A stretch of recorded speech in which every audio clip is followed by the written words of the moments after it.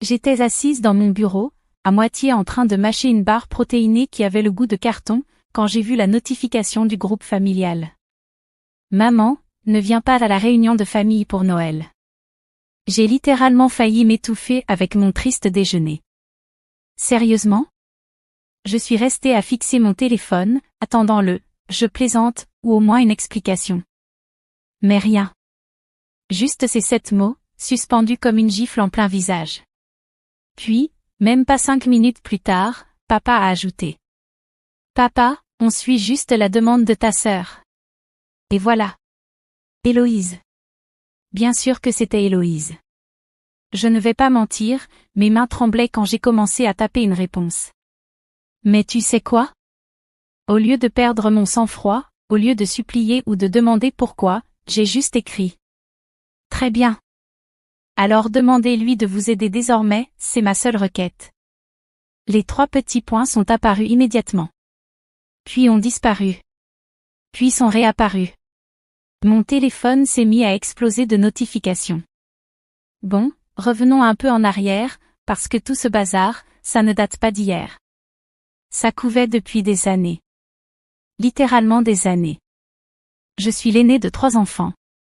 Il y a moi, puis Héloïse, de 2 ans ma cadette, et enfin notre petite sœur, Mel, qui a 5 ans de moins que moi. En grandissant, j'ai toujours été la responsable. Tu vois le genre, toujours jamais de couvre-feu dépassé, toujours à aider à la maison sans qu'on le demande. J'étais l'enfant modèle, celle dont les parents se vantent auprès de leurs amis. Héloïse? C'était différent. Pas en mal, juste différent. C'était l'artiste, l'esprit libre, celle qui se teignait les cheveux en violet sur un coup de tête et qui quittait son boulot pour se retrouver à Bali ou je ne sais où. Et franchement, ça ne me dérangeait pas. Qu'elle vive sa vie, tu vois? Mais quelque part en chemin, tout s'est tordu. J'ai fait mes études avec une bourse complète, travaillé à 2 emplois pour subvenir à mes besoins, et obtenu mon diplôme d'ingénierie avec mention. J'ai décroché un super poste dès la sortie de l'université. Pendant ce temps, Héloïse abandonnait 3 facultés différentes, à chaque fois aux frais de papa et maman. Et j'entendais toujours les mêmes phrases, elle cherche juste sa passion, ou tout le monde n'est pas fait pour les études classiques. Très bien. Peu importe. Je faisais ma vie, elle faisait la sienne. Puis j'ai rencontré Lucas.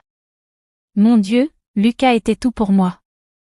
On est sortis ensemble pendant 4 ans, et je pensais que c'était du solide. Que c'était pour la vie. Je planifiais déjà notre mariage dans ma tête, les prénoms des enfants, tout le package. Et puis Lucas m'a quitté, pour Héloïse. Oui. Tu as bien lu. Ma propre sœur. Et le pire? C'est la façon dont je l'ai découvert. Je suis rentrée plus tôt d'un voyage professionnel pour lui faire une surprise, et là ils étaient, tous les 2, emmêlés sur mon canapé. Mon canapé. Celui pour lequel j'avais économisé 3 mois. Héloïse n'avait même pas l'air désolée. Elle m'a juste regardé avec ce regard défiant et a dit. On est amoureux, Bia. On ne choisit pas de qui on tombe amoureux. J'ai déménagé le soir même. J'ai squatté chez ma meilleure amie, Luisa, pendant 2 mois, le temps de retrouver un appartement. Et tu veux savoir ce que mes parents m'ont dit? Essaie de comprendre, ma chérie. Le cœur veut ce qu'il veut. Tu es la forte, tu t'en remettras. La forte. J'en avais tellement marre d'être la forte. Mais j'ai serré les dents. J'ai continué à avancer. Je me suis jetée à corps perdu dans le travail, j'ai eu 2 promotions en 3 ans, et j'ai reconstruit ma vie à partir de 0. Je ne faisais pas de scène au repas de famille. Je ne parlais pas mal d'Héloïse, même si chaque fibre de mon être en avait envie. Je cohabitais. À peine. On se parlait à peine, on s'ignorait presque. Lucas et Héloïse n'ont d'ailleurs pas tenu longtemps. Sans surprise. Ils ont rompu 8 mois plus tard, après qu'il l'a trompée avec une autre. Une partie de moi voulait en rire. Une autre ne ressentait plus rien.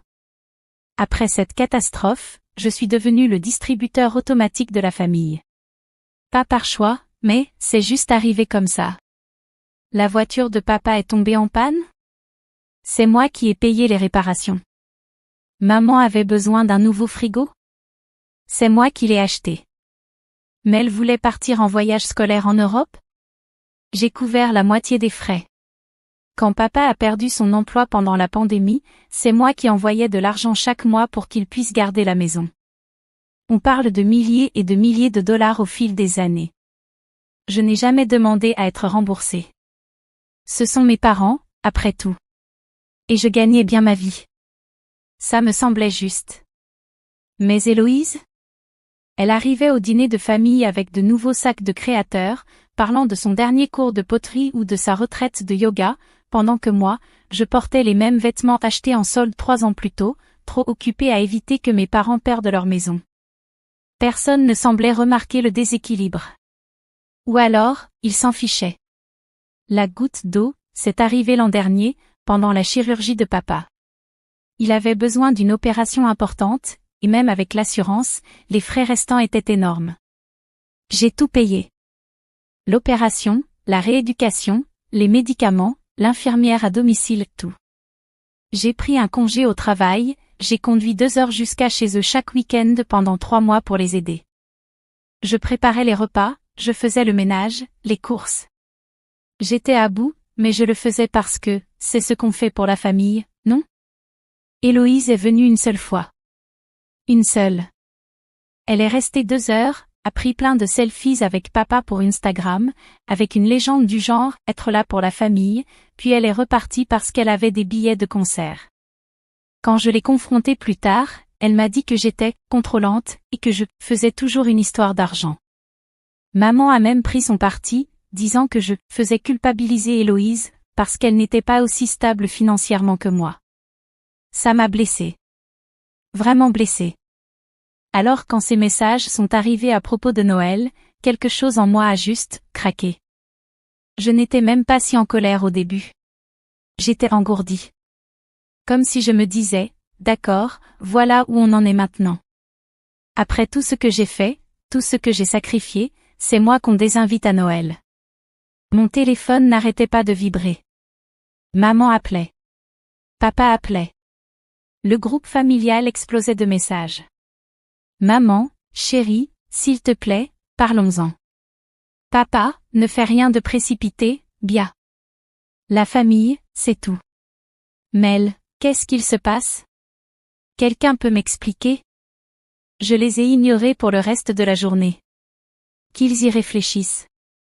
Qu'ils se posent des questions. Le soir, Louisa est venue avec du vin et des plats à emporter. C'est ma meilleure amie depuis la fac, et elle m'a vu traverser tout ce chaos. Alors, dit-elle en s'affalant sur mon canapé et en nous servant 2 verres généreux, tu vas me raconter ce qu'il s'est passé ou je dois t'arracher les mots? Je lui ai montré les messages. Ses yeux se sont agrandis à mesure qu'elle lisait. Oh non. Oh, sûrement pas. Sa voix a pris ce ton tranchant qu'elle a quand elle est furieuse. Après tout ça? Après tout ce que tu as fait pour eux? Je sais, ai-je dit en prenant une longue gorgée. Je sais. Mais qu'est-ce qu'Héloïse a bien pu leur dire? Qu'est-ce qu'elle a dit pour qu'ils t'excluent de Noël? C'est à ce moment-là que mon téléphone a encore sonné. C'était Mel, en appel FaceTime. J'ai presque ignoré, mais Mel, c'est différent. Elle a toujours été la gentille, la médiatrice, celle qui essaie de comprendre tout le monde. J'ai décroché. Son visage a rempli l'écran, visiblement inquiet. Bia, qu'est-ce qui se passe? Demanda-t-elle. Maman et papa paniquent, Héloïse s'est enfermée dans sa chambre, et personne ne veut rien me dire. Tu vis encore à la maison? Demandai-je. Mel avait 23 ans, travaillait à temps partiel en essayant de trouver sa voie. Oui, mais ce n'est pas la question. Qu'est-ce qui s'est passé? J'ai pris une inspiration. Maman a envoyé un message dans le groupe disant que je ne suis pas invitée à Noël. Que c'est à la demande d'Héloïse. Alors je leur ai dit que si Héloïse décide de tout, elle peut aussi commencer à payer leurs factures. Les yeux de Mel se sont écarquillés. Tu n'as pas fait ça. Je l'ai fait. Oh mon Dieu. Bia, ils deviennent fous. Papa est au téléphone avec son frère, maman pleure dans la cuisine, et Héloïse refuse de sortir de sa chambre. Ce n'est plus mon problème, Mel. Elle est restée silencieuse un instant. Puis, je peux venir chez toi? Mel est arrivée 1 heure plus tard avec un sac de vêtements et son ordinateur portable. Je devais sortir de là, dit-elle. C'est la 3e guerre mondiale. On a parlé jusqu'à tard dans la nuit. Et c'est là que j'ai appris la vérité. Apparemment, Héloïse disait à maman et papa que je lui mettais mon succès sous le nez et que je la faisais se sentir inférieure à chaque fois qu'on se voyait. Elle prétendait que j'étais jugeante et que je la regardais de haut et que ma présence à Noël gâcherait la fête pour tout le monde. J'ai littéralement éclaté de rire. Je lui parle à peine. Au dîner de famille, je suis polie, je lui demande de ses nouvelles, et ensuite je discute surtout avec toi ou avec maman et papa. Quand est-ce que je lui ai déjà mis quoi que ce soit sous le nez? Mel a haussé les épaules, impuissante. Je sais. J'ai essayé de leur dire. Mais tu sais comment ils sont avec Héloïse. Elle a toujours été la sensible, celle qu'il faut protéger. Et moi, je suis juste la forte, celle qui peut tout encaisser, c'est ça? Mel m'a regardé les larmes aux yeux. Je suis désolée, Bia. Vraiment désolée. Ce n'est pas juste. Rien de tout ça n'a jamais été juste. On s'est prises dans les bras, et j'ai compris que Mel était la seule dans ma famille qui me voyait vraiment. Les appels et messages ont continué pendant 3 jours. Je n'ai répondu à aucun. J'allais au travail, je rentrais, je vivais ma vie. Louisa et Mel étaient mon soutien, me rappelant que je n'étais pas folle, que j'avais le droit de poser des limites. Puis, le 4e jour, maman et papa sont venus chez moi. J'ai ouvert la porte et je les ai vus là, paraissant plus petits, plus vieux. Maman avait pleuré, je pouvais le voir à ses yeux gonflés. On peut entrer, demanda papa doucement. Je me suis écartée pour les laisser entrer. Ils se sont assis sur mon canapé, le même que j'avais acheté après Lucas. Tout dans ma vie avait été construit par moi, pour moi, sans l'aide de personne.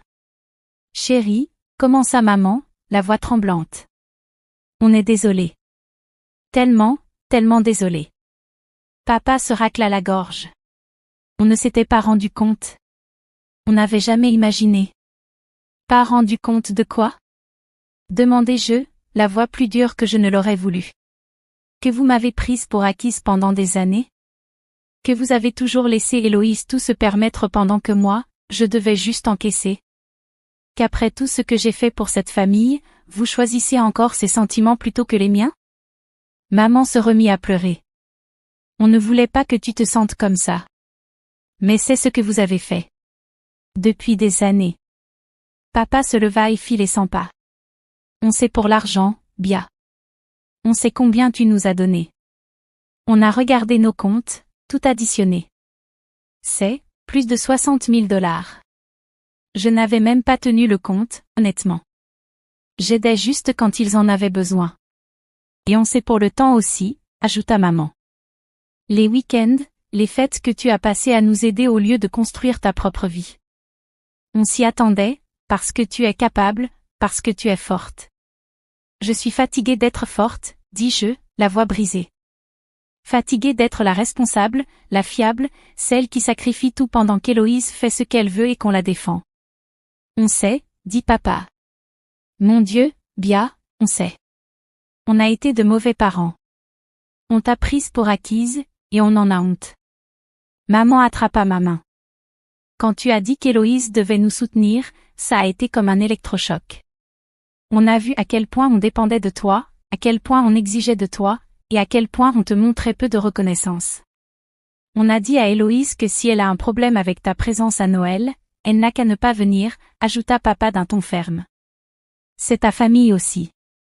Et plus encore, c'est toi qui la tiens debout. Je secouai la tête. Je ne veux pas que ce soit comme ça non plus. Je ne veux exclure personne. Je veux juste être vue. Que mes sentiments comptent aussi. Ne plus être la dernière pensée de tout le monde. Tu n'es pas une pensée secondaire, dit maman en serrant ma main. Tu es notre fille, on t'aime, et on a été terrible pour te le montrer. Nous avons parlé pendant des heures. Vraiment parlé, peut-être pour la première fois depuis des années.